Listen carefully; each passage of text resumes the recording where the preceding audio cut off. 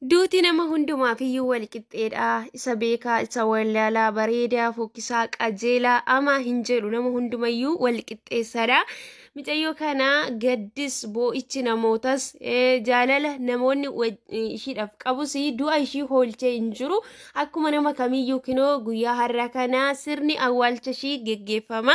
Ashamaa harika fuunee hordoftoonni koo akkam jirtu nagaa keessanii nagaadha rabbiin galannaa ta'u. Isinis nagaa guutuu qabaadha baatanii karaatti afuu yeroo malee kichuutti citu.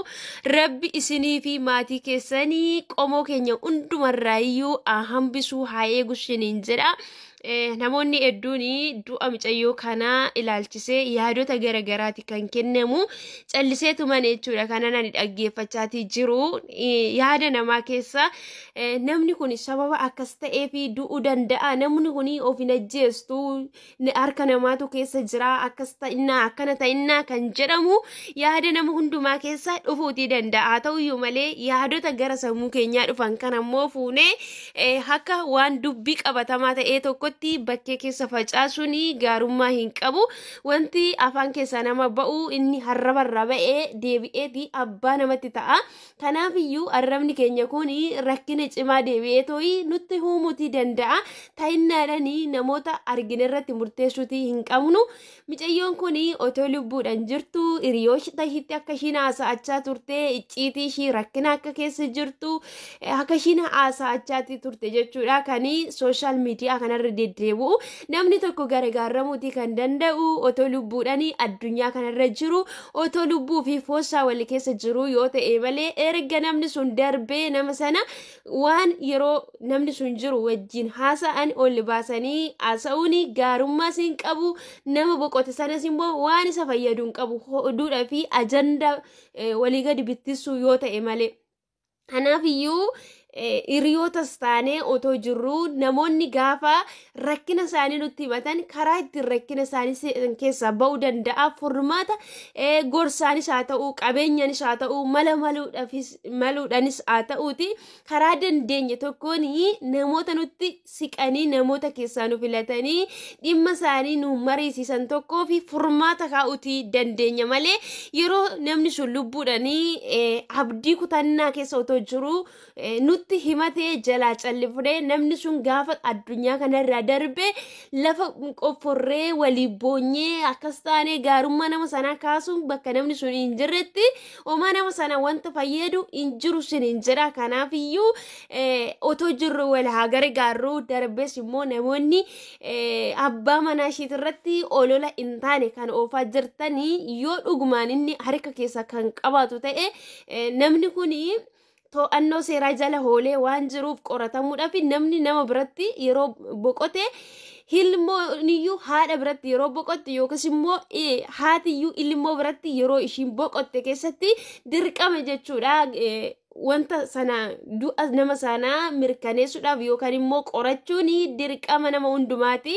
Kanaaf iyyuu innii fi obboleettiin yookiis immoo maatisaa yeroo qabamanii qorannoo jala hoolan isatu ajjeese jechuu miti jechuudha. Kanaaf iyyuu booddee irratti wanti ifa ba'u jiraachuutii danda'a. Dhugaan immoo turee buleeti kan inni bakkee ba'u waaqayyo dhugaashii bakkeetti abaasu. Garuu amma sanatti namoonni wanta yaada keessan keessatti akkas ta'innaa laata sababa kana jedhamee waa sammuu keenya keessa dhufe fuunee miidiyaa hawaasa irratti baafnee namoota hedduutti puubuliik gochuutii hin qabnu.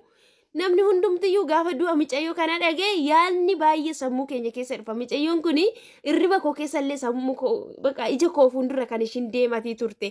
Haa ta'uyyuu malee wanta sammuu koo keessa dhufe akkas ta'innaa kanaaf of ajjeeste namatu ishii ajjeesee achirraan gad darbate sababa maaliitiif waan baay'ee sammuu namaa keessa dhufuutii danda'a.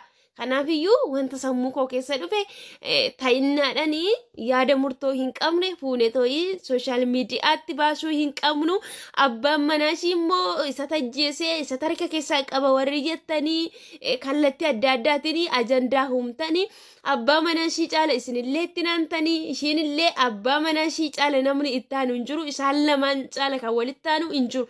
Yoo dhukkubsatte ishii yoo innillee dhukkubsate haala kam keessatti iyyuu qullaa isaanii waliif dhoksu mudaa isaanii waliif dhoksu bakka rakkatanitti walii gargaaru amma lubbuudhaan jiranitti kan danda'u isaanidha.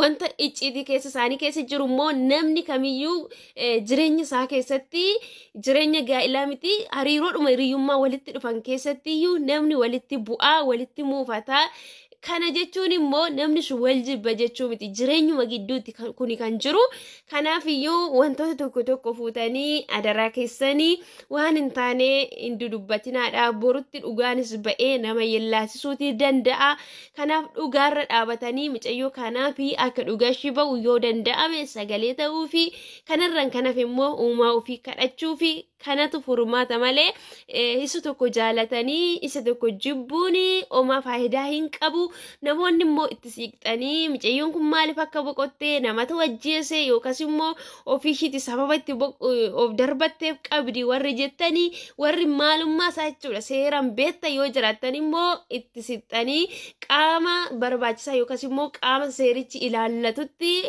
imuutii dandeessu kanarraan kana fuutanii to'ii akka argitan gochuu dhiisadha of to'adhaadha tasgabbaadha waan itti yaadamaa dubbatametu galma qaba wanta itti yaadame dubbatametu illee nama eeguutii danda'a kanaaf jireenya keessan irratti illee akka argitanitti baatanii dubbachuun rakkina guddaa qaba eessaa dhageessee akkamitti beektee maaliif yeroo ishii sitti mattu sana keessatti maaliif cal jettee waan akkasiillee hin jira jechuudha kanaaf iyyuu itti yaadaa waan tokko dubbachuun baay'ee barbaachisaadha sinin jedha obboleettii kana immoo waaqayyo lubbuu ishii amaaruu biyyeenii hundumayyuu issimata jechuudha du'a nama kamiyyuu bareeda isaa ta'uu fokkisaa isaa ta'uu hundumaaf iyyuu walqixaadha mucayyoon kun immoo ani sirumayyuu gonkumayyuu jechuudha sammuu koo keessatti mucayyoon kun ofiishiitiin fooqisanirraa of darbattee in boqotti jedhee too yaadu namni karaa hedduudhanii kan inni of ajjeessuutii danda'u lubbuu isaatirratti murteessee gamoo amma sanaarraa